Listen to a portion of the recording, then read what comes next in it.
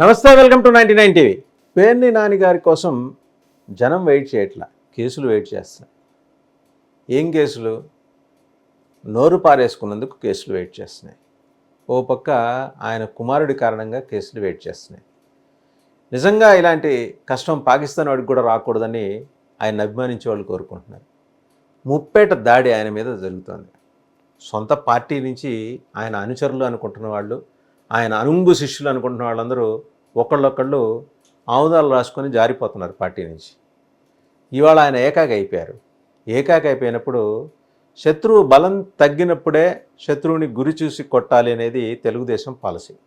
Party పుట్టినప్పటి నుంచి వాళ్ళు రాజకీయ ప్రత్యర్థుల్ని వాళ్ళు కేసులతో కొట్టడం అనేది తెలుగుదేశానికి వెనతో పెట్టిన విద్య. ఆ రకమైన వ్యవహారంలో వైసీపీకి పెద్ద ప్రావీణ్యత లేదు. ఎంతసేపు మోటు పద్ధతుల్లో అరెస్ట్ చేయడం, లోపలేయడం, తర్వాత కోర్టు చేతిలో తిట్లు తినటం, తర్వాత వాళ్ళని రిలీజ్ చేయటం. వైసీపీ 5 ఏళ్ల పాటు చేసింది ఇదే. సొంత మోటు వ్యవహారం.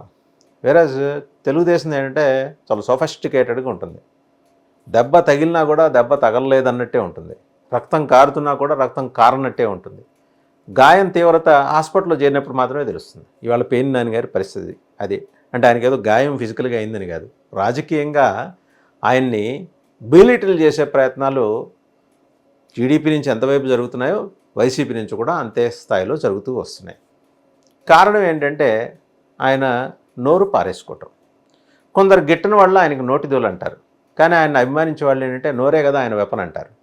ఈయనొకరు, అంబటి రాంబాబు గారు ఒకరు, ఇంకొక ఆయన నోటిపారుదల శాఖ మంత్రి అని పేరు తీసుకున్న అనిల్ కుమార్ యాదవ్ గారు ఒకరు. అంటే వాస్తవంగా నీటిపారుదల శాఖ మంత్రి, నోరెక్కువ కాబట్టి నోటిపారుదల శాఖ మంత్రి అని ఆయన్ని ట్యాగ్ చేసేవాళ్ళు. ఇవాళ పేర్ని నాని మీద, అలాగే కొడాలి నాని మీద ఏం కేసులు పెట్టబోతున్నారు అంటే ఉన్న సమాచారం ఏంటంటే, వెనకటికి తెలుగుదేశం పార్టీలో బుద్ధా వెంకన్న పేరు చాలా బలంగా వినపడేది కాల్ మనీ కేసుల్లో. MLC, Telugu Desam party MLC. ఇవాళ ఆ తరహా కేసులు వీళ్ళిద్దరి మీద పెట్టబోతున్నారు. దానికి సంబంధించిన ప్లాట్ఫామ్ రెడీ అయిపోయింది. ఒకటి. రెండో అంశం ఏంటంటే, ప్రతి నెలకి ఒక షెడ్యూల్ కూటమి సర్కారు ఫిక్స్ చేసుకుంది. జూన్ వాళ్ళ అధికారంలోకి వచ్చినప్పుడు వైసీపీ కార్యకర్తల మీద దాడులు, జూలై ఇంకొక కేసు ఏదో ఒకటి, ఆగస్టు మొత్తం ఏంటంటే వరదలు వ్యవహారాలు, అలాగే రెడ్ బుక్లో వివిధ కేసుల్లో ఆరోపణలు ఎదుర్కొంటున్న వాళ్ళు, సెప్టెంబరు వరదలు, ప్రకాశం బ్యారేజ్ని బోట్లతోటి బలంగా వైసీపీ గుద్దేసి విజయవాడని అతలాకుతలం చేసి విజయవాడని ముంచేసే కార్యక్రమం చేసింది. భయంకరమైన కుట్ర చేసింది. మధ్యలో జత్వానీ కేసు, అట్లా నెలకు కేసు అనమాట. మరి ఈ నెలకు ఇప్పుడు తిరుమల లడ్డు అయిపోయింది. అక్టోబర్కి ఏంటి షెడ్యూల్ అంటే కాల్ మనీ కేసులు. ఇప్పుడు ఈ ర్యాకెట్ బయటకు వస్తుంది, కాల్ మనీ ర్యాకెట్. దీనికి సంబంధించిన ఫ్రేమ్ రెడీ అయిపోయింది, హోంవర్క్ పూర్తి స్థాయిలో అయిపోయింది. అందులో వీళ్ళిద్దరి పేర్లు ఇంక్లూడ్ చేయడం. ఆల్రెడీ ఆళ్ల నాని గారు ఇంకో మంత్రి, ఆయన మీద చీటింగ్ కేసు. సో ఇప్పుడు వీళ్ళ వ్యవహారం అంటే వీళ్ళ మీద కేసులు పెడతారని అందరికీ తెలిసిన వ్యవహారమే, కానీ ఈ తరహా కేసులు పెట్టబోతున్నారని మాత్రం లీక్ ఇచ్చేస్తుంది కూటమి సర్కార్. అంటే బ్యూటీ ఆఫ్ తెలుగుదేశం ఏంటంటే, ముందర ఏదైనా చేయదలుచుకున్నప్పుడు లీక్ ఇచ్చి రెస్పాన్స్ ఎలా ఉంది, ఫీడ్బ్యాక్ ఎలా ఉంది తెలుసుకుంటుంది తెలుగుదేశం. ఎప్పుడో సంప్రదాయంగా వస్తున్న అలవాటు, చాలా బలంగా వాళ్ళకు పటిష్టమైన వ్యవస్థ ఉంది.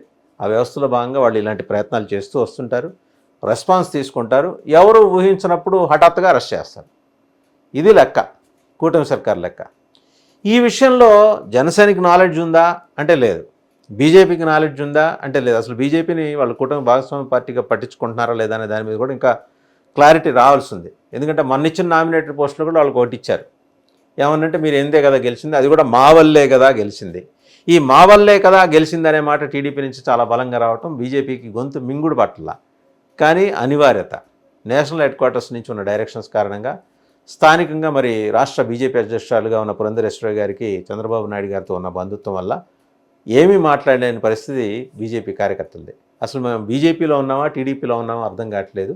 టీడీపీ ఇచ్చే స్క్రిప్ట్ మేము చదవటం ఏంటని అడిగేవాళ్ళు లేకపోలేదు, కానీ బయటకు వచ్చి నేరుగా మాట్లాడేవాళ్ళు. కారణం ఏంటంటే పార్టీలో 4 రోజులు ఉండాలి కదా, ఇక్కడ అక్కడ లేకపోతే ఎక్కడ వైసీపీకి టార్గెట్ అవుతామనే భయం వాళ్ళకు ఉంది. సో ముందు నొయ్యి వెనక్కి గొయ్యి అనమాట బీజేపీలో. జనసేన ఏంటంటే వాళ్ళు they go by their leader. వాళ్ళ లీడర్ ఏం చెప్పారో అది ఫాలో అవుతున్నారు. ఎక్కడ తేడా పడ వస్తే ఆయన తోక కత్తిరిచ్చేస్తారు. మొహమాటం ఏం లేదు పవన్ కళ్యాణ్ గారికి. వాళ్ళ ఇద్దరు ఎమ్మెల్యేలు తాజాగా ఎన్నికైన ఎమ్మెల్యేలు మొదటి నెలలోనే చాలా ఉత్సాహవంతంగా ఇసుక వ్యవహారంలో ఇన్వాల్వ్ అయితే పిలిచి కడుపు నిండా పెట్టి పంపించారు.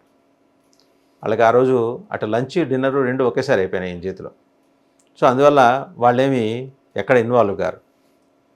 కానీ ఇక్కడ గమనించాల్సిన విషయం ఏంటంటే పేర్ని నాని కొడాలి నాని వ్యవహారంలో అసలు ఈ కాల్ మనీ ర్యాకెట్ని ఎలా లింక్ చేసే ప్రయత్నం జరుగుతోంది, ఏమేం కేసులు ఉన్నాయి, బాధిత మహిళలు అంటూ కొందరిని తయారు చేసి తీసుకొస్తున్నట్ట. దీన్ని ఫ్రేమింగ్ ఆఫ్ ద కేసు అంటారు. కేసుని మనం తయారు చేసుకోవటం, కేసు న్యాచురల్గా అయిన కేసులు కావు, వీటిని ఫ్రేమింగ్ అంటారు. సీన్ రీకన్స్ట్రక్షన్ అని మామూలుగా క్రైమ్ జరిగిన స్థలాల్లో పోలీసులు చేస్తుంటారు.